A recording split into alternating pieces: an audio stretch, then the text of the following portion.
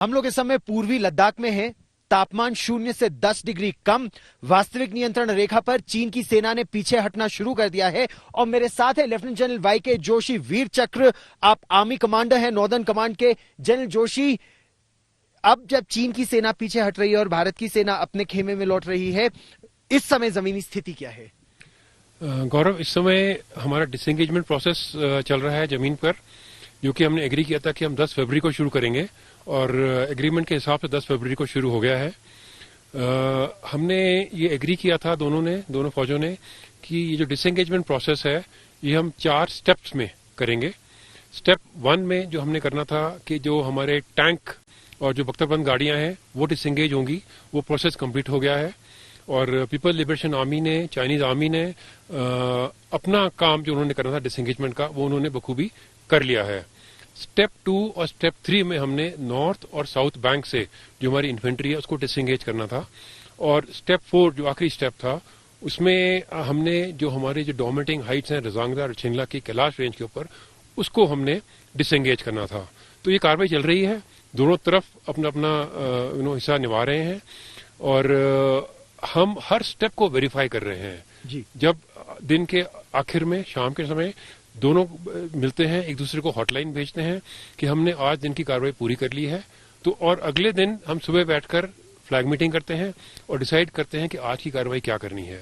ठीक। अगर दिन के दौरान कोई ऐसी कार्रवाई है जिससे कि दोनों आर्मी सेटिस्फाइड नहीं है कि आपने ये इंफ्रास्ट्रक्चर जो आपने ये बंकर बनाया था इसको डिस्ट्रॉय नहीं किया है जो आपने करना चाहिए था, तो वो एक दूसरे को पॉइंट आउट करते हैं और फिर वो मतलब एक दूसरे को कार्रवाई करके हम आगे की कार्रवाई बढ़ाते हैं। जनरल साहब, क्रिटिसिज्म ये हो रहा है कि नॉर्थ बैंक ऑफ पेंगोंग सो, अगर हम इसको एरिया वाइज ले तो हम फिंगर 3 पर सीमित हो गए हैं, जबकि हमारी क्लेम लाइन फिंगर 8 है और चीन केवल फिंगर 8 के पीछे हटा है और हमको हमारे ही इलाके में उसने पीछे हटा दिया है, ऐसा क्रिटिसिज्म हो रहा है। ये बात बिल्कुल सही नहीं है। ये एक मिस रिप्रेजेंटेशन या मिस इंटरप्रिटेशन ऑफ एग्रीमेंट है। हमें ये समझना चाहिए बिल्कुल क्लियरली कि हमारा क्लेम लाइन जो है एलएसी का वो फिंगर 8 के ऊपर है और जो चाइनीज आर्मी है वो फिंगर 4 से फिंगर 8 के बीच में जितनी थी वो पूरी फिंगर 8 के पीछे जा रही है। इस सिचुएशन के दौरान उसने फिंगर 4 और फिंगर 8 के बीच में बहुत सारा इंफ्रास्ट्रक्चर बनाया था। उसने बंकर बनाए थे, उसने हेलीपैड बनाए थे, उसने काफी सारे टेंटेज थे, उसके हजारों में ट्रुप्स वहां इस इलाके में थे। वो सब कुछ वो डिस्ट्रॉय कर रहा है। पूरा जो भी लैंड फॉर्म है जो अप्रैल पिछले साल में था वापस उसको रिस्टोर कर रहा है और उसके ट्रुप्स फिंगर 8 के पीछे रहेंगे, यानी कि हमारी क्लेम लाइन से पीछे रहेंगे। दूसरा, वो फिंगर 8 के इस तरफ यानी कि जो इलाका हमारी क्लेम का है उसमें कोई भी कार्रवाई नहीं करेगा, ना कोई मिलिट्री एक्टिविटी ना कोई सिविल एक्टिविटी, कोई भी कार्रवाई नहीं करेगा। और आखिर में मैं आपको ये बताना चाहता हूं कि उसका क्लेम लाइन फिंगर 4 तक है और वो भी अपने क्लेम लाइन तक पेट्रोलिंग नहीं करेगा। तो हमारे लिए तो ये बिल्कुल जीत की सिचुएशन है।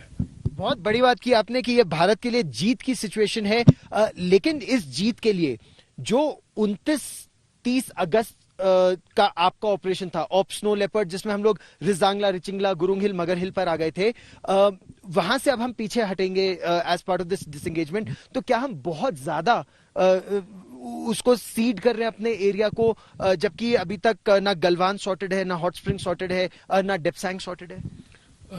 हमने जो ये क्विड प्रो को एक्शन हमने 29 और 30 अगस्त को किया था, जिसमें हमने कि रजांगला छिंगला की हाइट्स ऑक्यूपाई की थी और जिसमें हमने साउथ बैंक और नॉर्थ बैंक के भी कुछ इलाकों को ऑक्यूपाई किया था, वो हमने इसलिए किया था ताकि हमको जो हम उनके साथ नेगोशिएट कर रहे हैं चाइनीज आर्मी के साथ, उसमें हमको कुछ लीवरेज हासिल हो और ये लीवरेज की वजह से ही वो दोबारा वापस टेबल पर आया है, हमसे नेगोशिएट कर रहा है और इसी लीवरेज की वजह से आज ये डिसएंगेजमेंट प्रोसेस हो रही है।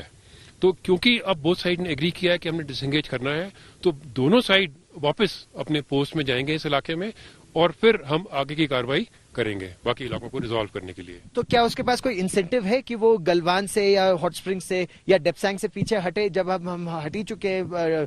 क्योंकि हम उसको डोमिनेट करते थे उसके मोल्डो गैरिजन को कैलाश रेंज से, अब हम नहीं करते, तो उसके पास इंसेंटिव क्या है कि वो 48 घंटे बाद बात करेगा? इसमें गौरव इंसेंटिव की कोई बात नहीं है।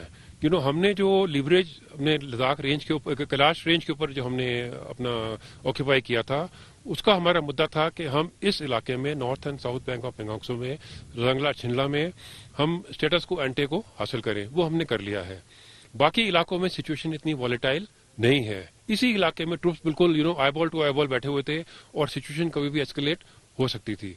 तो हमारा मुद्दा ये था कि पहले हम इस इलाके को रिजॉल्व करें, और हमने ये भी माना है कि जैसे ही यहाँ पे इस इलाके में डिसएंगेजमेंट प्रोसेस खत्म हो जाएगा, हम 48 आवर्स के अंदर जो 10वां corps commander level flag meeting है वो करेंगे और हम इन बाकी एरियाज को रिजॉल्व करेंगे।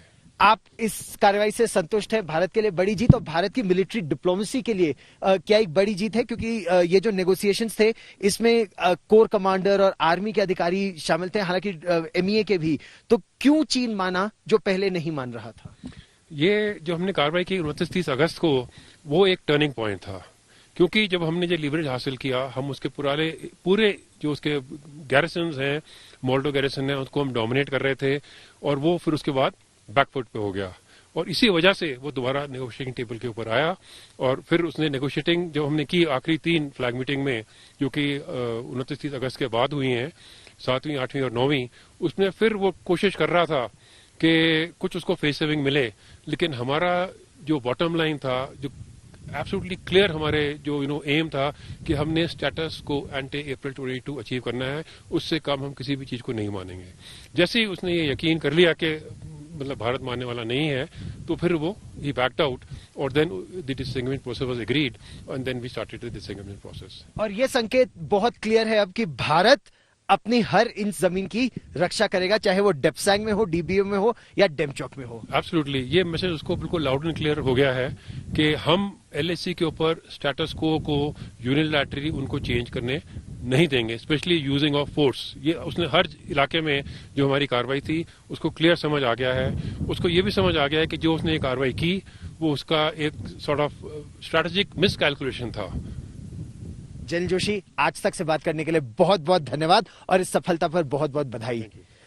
Army commander northern command general YK Joshi बहुत साफ तौर पर यह कह रहे हैं कि यह भारत के लिए एक जीत है। नेगोशिएशन इस समय चल रहे हैं। पेंगोंगसो के बाद 48 घंटों के बाद अब चाहे वो डेप्सैंग का इलाका हो, गोगरा का हो, हॉट स्प्रिंग का हो, डेप्सैंग से डेमचौक की बातचीत अब आगे होगी, लेकिन भारत बहुत सशक्त है और कॉन्फिडेंट है। कैमरामैन कृपाल सिंह के साथ गौरव सावंत, लद्दाख आज तक।